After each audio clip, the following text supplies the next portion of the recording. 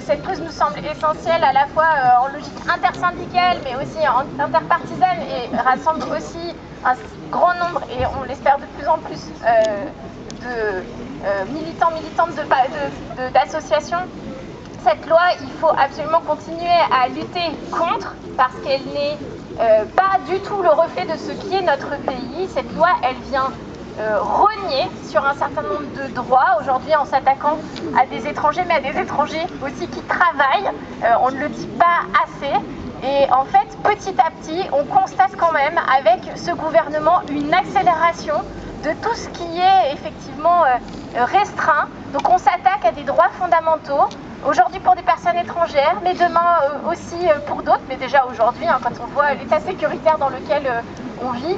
Donc il nous faut absolument nous exprimer fortement, collectivement, pour rappeler à quel point notre pays, c'est un pays de fraternité. Et en fait, on n'est pas menacé avec la présence des étrangers. Au contraire, on grandit par la présence, par la rencontre avec les autres.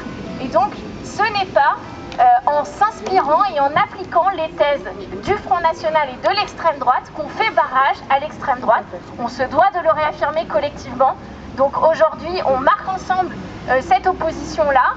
Cet après-midi à Grenoble et à Lyon, ça se poursuit, et j'invite vraiment tous ceux et toutes celles qui le peuvent à rejoindre aussi les rassemblements dans ces villes. Et on ne sait pas ce qui se passera dans les jours prochains, mais je pense qu'il faut qu'on continue fortement à exprimer notre opposition à cette loi qui n'est pas le reflet de ce qu'est notre pays solidaire et fraternel.